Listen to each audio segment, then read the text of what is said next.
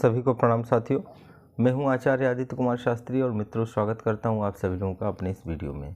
मित्रों, हम सभी लोग आज चर्चा करेंगे उस परमात्मा की कि परमात्मा के मित्रों दो स्वरूप बताए गए हैं।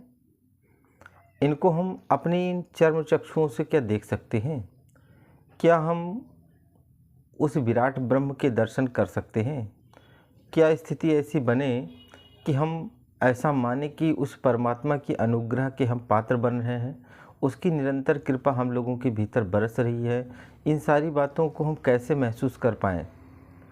तो आइए आज इसी विषय पे हम परमात्मा के जो दोनों स्वरूप हैं, एक को हम सूक्ष्म कह करके पुकारते हैं और दूसरे को हम प्रत्यक्ष के रूप में, उसको स्थूल रूप में, हम परमात्मा को सूक्ष्म और स्थूल दोनों ही रूपों को आज समझने का यहाँ से साथियों प्रयास करेंगे।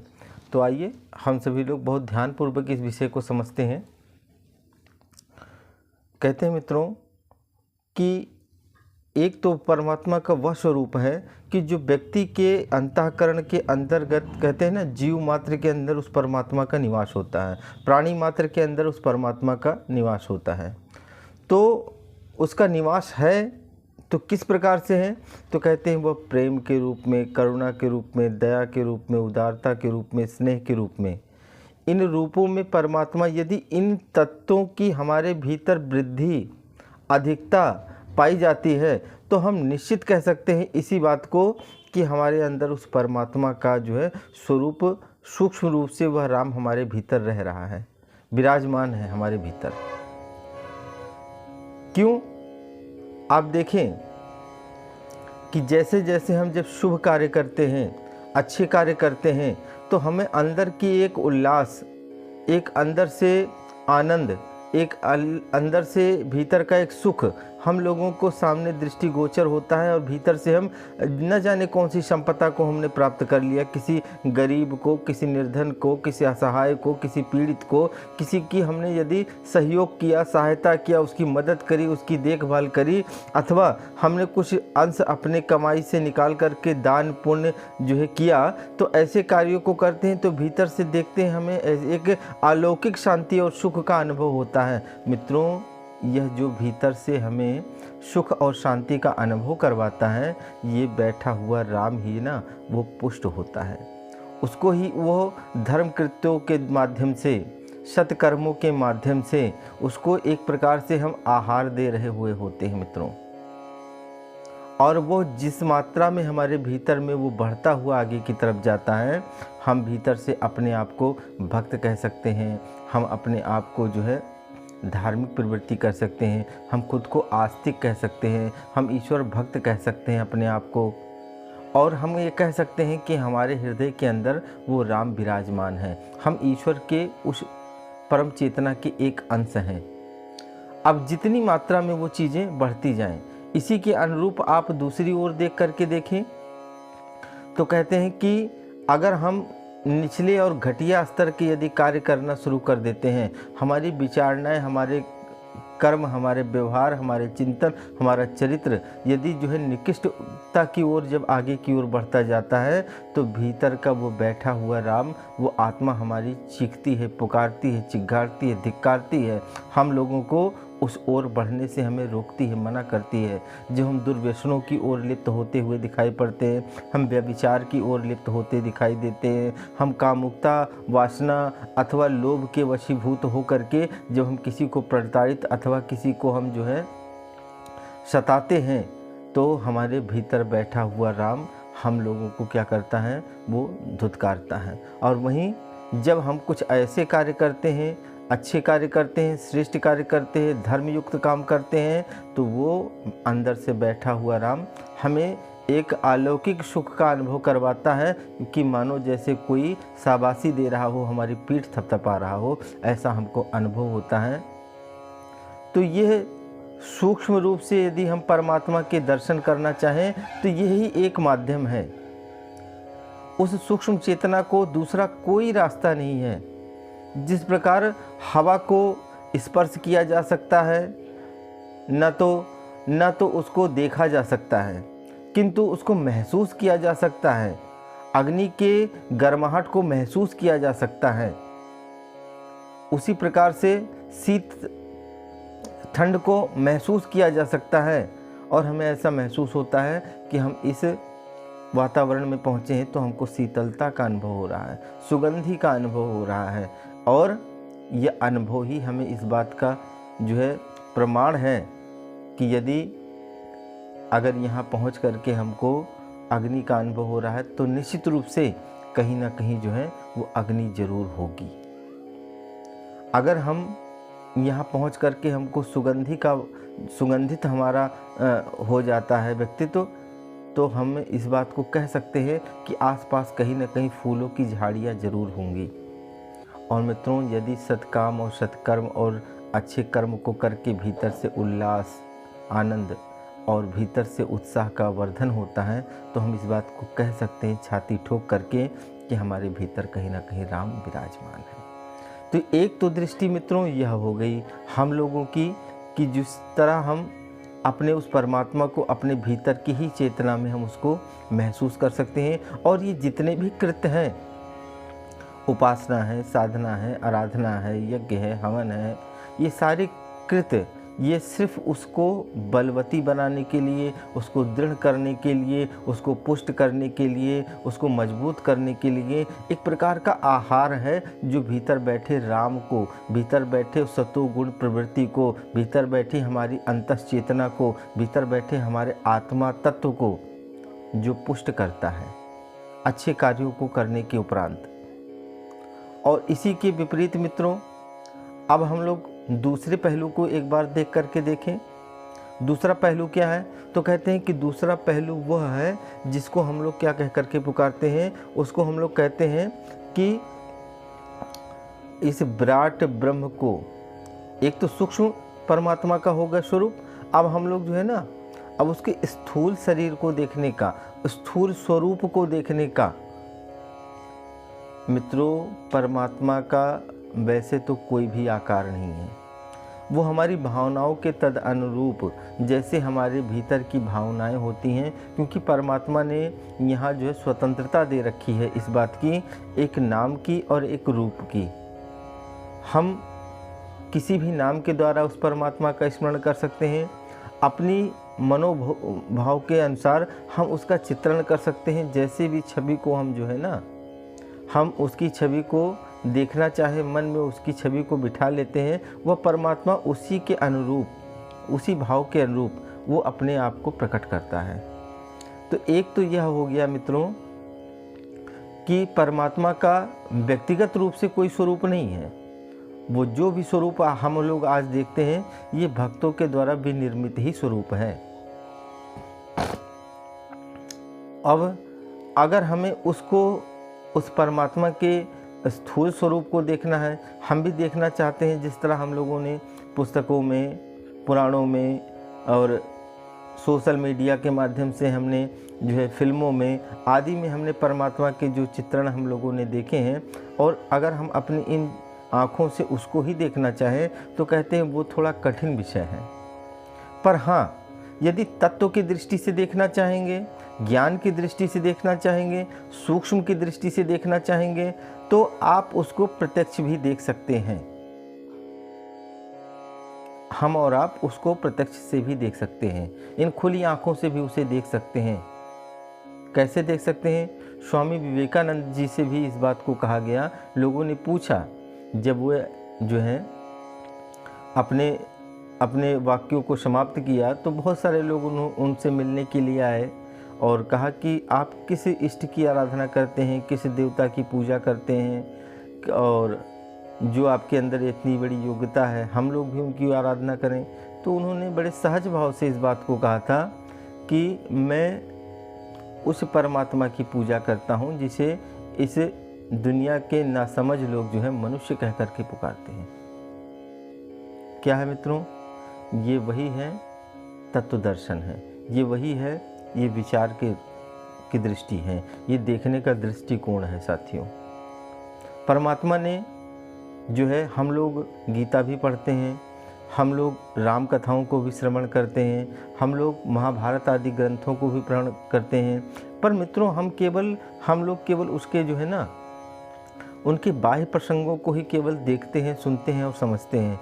कभी हम उसके भीतरी परत को खोलने का, उसको उजागर करने का, उसको देखने का, समझने का प्रयास नहीं करते हैं। परमात्मा दिखाते तो है ना। आप देखिए, जो है जब अर्जुन को भ्रम हो गया उस कुरुक्षेत्र के मैदान में, तो परमात्मा ने अपने विराट स्वरूप का दर्शन तो करवाया ना वहाँ पे।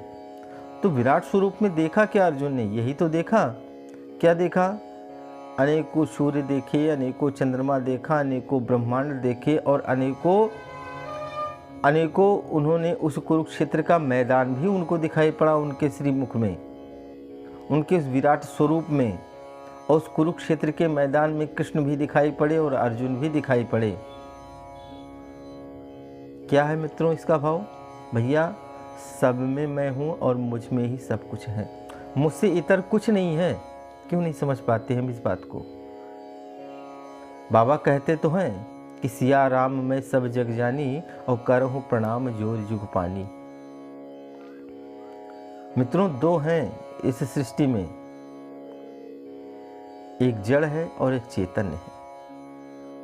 हम लोग जड़ को जो है अपनी श्रद्धा से, अपनी भक्ति को के द्वारा उसके अंदर भी चैतन्यता को प्रकट कर देते हैं। पर जो जीवित हैं, जो जागृत हैं, जो प्राणवान हैं, जो चैतन्य प्राणी हैं, उनमें हम परमात्मा के दर्शन नहीं कर पाते। बाबा इसी बात का तो कहते हैं। मित्रों, माता यशोदा को भी भगवान श्री कृष्ण ने माखन खाते हुए, मिट्टी खाते हुए उस ब्रह्मांड के दर्शन करवाए थे। वहाँ दर्शन करवाने के पीछे भी यही भाव था। माता कौशल्या को भी भगवान श्री राम पालने में ही जो है दर्शन करवाए हैं उस ब्रह्मांड का, अपने मुखारविंद के अंदर ही। काकभूषुंडी जी के भी उत्तरकांड में प्रसंग आता है, उत्तरकांड में। और काकभूषुंडी जी भी जो है भगवान के साथ में जो है वो खेलते खेलते उनके मुख में प्रवेश कर जाते हैं। और वहाँ भी उन्होंने जो है बहुत समय तक वहाँ उनके जो है उदर में ही रह करके उन्होंने देखा। क्या देखा मित्रों? यही देखा कि वहाँ भी राम है, वहाँ अयोध्या की नगरी है, वहाँ भी भगवान खेल रहे हैं इन प्रसंगों को। तो भैया, अब अपने इन सूक्ष्म दृष्टि से, अपनी जो है विचारों की दृष्टि से, यदि हमारी दृष्टि इतनी पवित्र हो जाती है, निर्मल हो जाती है, हमें दिखाई क्यों नहीं पड़ता मित्रों? सिर्फ इसलिए दिखाई नहीं पड़ता क्योंकि इस माया के जो है ना वो पर्दे हम लोगों की आँखों के सामने पड़े हैं। अर्जुन को भी कुछ नहीं दिखाई पड़ रहा था, तो भगवान ने कहा, अर्जुन ऐसे नहीं देख सकते आप मुझे। उस ब्रह्म को देखना है तो इन चर्म चक्षुओं से नहीं देखा जा सकता है, हम आपको दिव्य चक्षु देते हैं। और दिव्य चक्षु को दे करके, दिव्य चक्षु का तात्पर्य है वो विवेक का जागरण, वो विचारों का जागरण, दृष्टिकोण का उदय, हृदय का परिवर्तन। और तब हम उस भाव से यदि देखेंगे तो यह राम का ही पसारा हुआ जगत दिखाई पड़ेगा। राम से इतर कुछ दिखेगा ही नहीं। साथियों, कहने का भाव बड़ा स्पष्ट है। हम सब लोग भी इस बात को अब नहीं तो कब समझेंगे। मैं तो सिर्फ इतना ही निवेदन करूंगा मेरे भाई कि अपनी उस कक्षा से अब थोड़ा बाहर निकल करके थोड़ा आगे बढ़ने की आवश्यकता है। कब तक हम उस लकीर की फ़कीर की भांति केवल पत्तों को सींचने में ही अपने जीवन को गंवा देंगे? कब हम इस बात को अनुभव कर पाएंगे कि भैया वो परमात्मा, वो ईश्वर, वो परमात्मा, वो जगदीश्वर, वो हमारे भीतर भी है और बाहर भी है, कहीं अलग नहीं है वो उससे मिलने के लिए। पर हम देख नहीं पा रहे हैं, ये हमारी कमी है। हम उसे महसूस नहीं कर पा रहे हैं। मित्रों, बड़ी विडंबना है कि हम मंदिर के अंदर जा कर के और उस परमात्मा को हम उस पत्थर की मूर्ति में खोजने का प्रयास करते हैं और घंटों घंटों लाइन लगा करके भीड़ में खड़े होकर के और वहाँ उसके दर्शन करना चाहते हैं। पर उस जागृत परमात्मा को, जीवंत परमात्मा को, जो हमारे घर के अंदर रहते हैं, वो माता पिता गुरुजन के रूप में, अतिथि आगंतुक के रूप में, वो हमारे अड़ोस पड़ोस में दीन दुखियों के रूप में, वो असहाय पीड़ित और दुखित मानवता के रूप में, हमारी दृष्टि उन पे क्यों नहीं दिखाई पड़ती है कि ये मेरे राम हैं? ऐसे हम लोग क्यों नहीं हो पाते हैं? मित्रों, यदि नहीं हो पाते हैं तो हम अपने आप को भक्त नहीं कह सकते। हम अपने आप को ईश्वर परायण जो है नहीं कह सकते हैं।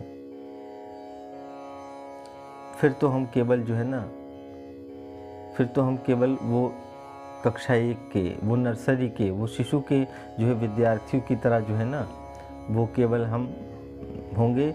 इससे आगे की कक्षा में हमारा प्रवेश नहीं हो सकता जब तक हम अपने हृदय की विशालता को नहीं करेंगे, अपने हृदय की, अपनी भावनाओं की, अपनी संभावनाओं की जो है ना, विचारणाओं की, यदि हम उसको व्यापकता को नहीं अगर हम करेंगे तो।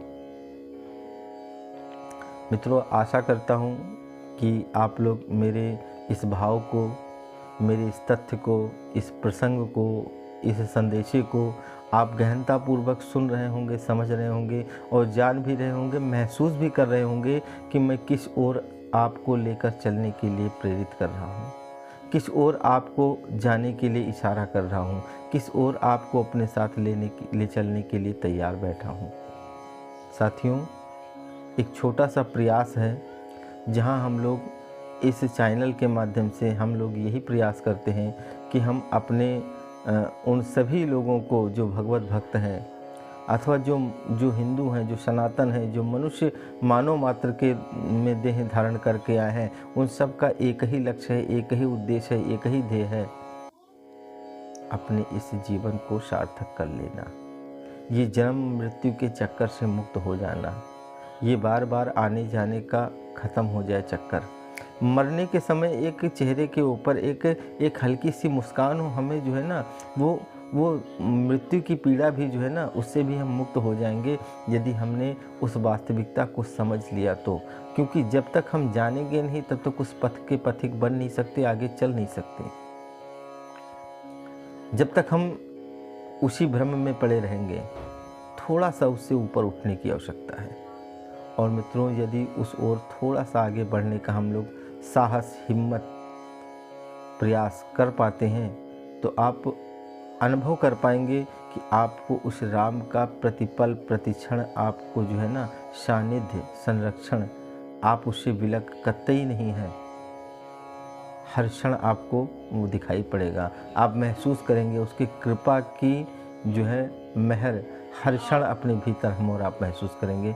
तो साथियों, हम आप लोगों से यही प्रार्थना करेंगे कि हमारी इस छोटे से प्रयास को एक तो आप सफल बनावें, हमें आप लोग अपना प्यार दें, अपना सहयोग करें कि इस यात्रा को हम जन जन तक, उन सब भाइयों तक इस विषय को पहुंचावें।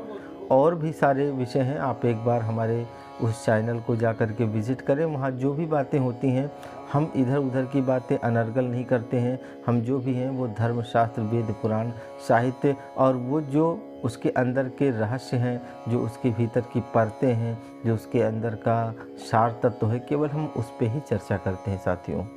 तो आप लोगों से निवेदन है कि आप हमारे इस प्रयास में थोड़ी सी हमारा सहयोग करें ताकि लोग उस तत्व ज्ञान को जान सकें और अपने जीवन को जो है सार्थक बना पावें। तो इसी भाव के साथ अपनी वाणी को विराम। सभी को पुनः सादर प्रणाम।